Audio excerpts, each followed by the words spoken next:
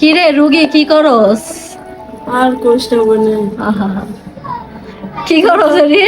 তোরা দুইজন তো মনে কর যে আমার রান্না ছাড়া খাইস না। কালকে আমি মুরগির মাংস রাঁধছি, তোর জামাই খাইতেই পারলো না। আজকে কি রান্না হচ্ছে? গরুর মাংস না? ওদিনকে ঝাল ঝাল করে যে রান্না করছিলাম না, হ্যাঁ। ওদিনকে মতো রান্না করি। হ্যাঁ, একটু জাল বাড়াই দিবি। গরুর মাংস না জাল বেশি হলো মজা লাগে। এই দেখেন কত সুন্দর করে আমার সত্যি না মাংসটা মাখতেছে, দেন কতগুলো মরিচ দি। এ এত জাল, বেশি জাল হয়ে যাবে না?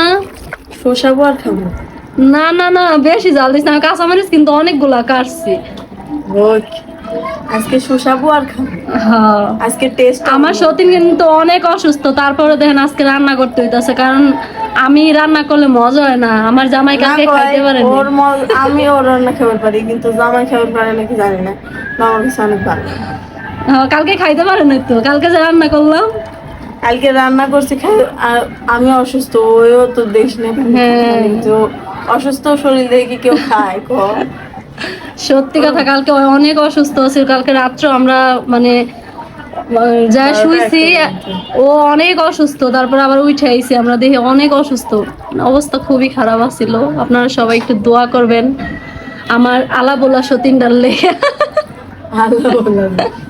দেখছো আমি আরে আমার সতীনটা কি অসুস্থ আর কত কষ্ট করে রান্না করতেছে, আমার খুব খারাপ লাগতেছে। এটা কি আজকে বুঝছেন, ওই অসুস্থর কারণে রাইস কুকারে রান্না হইতাছে ভাত আর গরুর মাংস, কারণ রান্না করে যাওয়া সম্ভবই না, ও এত অসুস্থ। আমি সবকিছু কাইটা কুইটা দিছি, ও শুধু রান্নাটা করতেছে।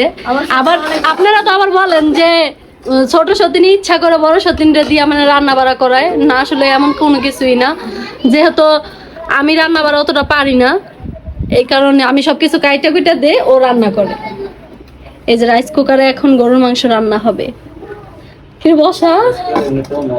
হ্যাঁ, রাইস কুকারে মাংসটা রান্না করলে কিন্তু অনেক সুন্দর সফট হয়, বুঝছেন, খাইতেও মজা লাগে। কারা কারা রান্না করেন একটু কমেন্ট বক্সে জানেন তো আমাদের মতো।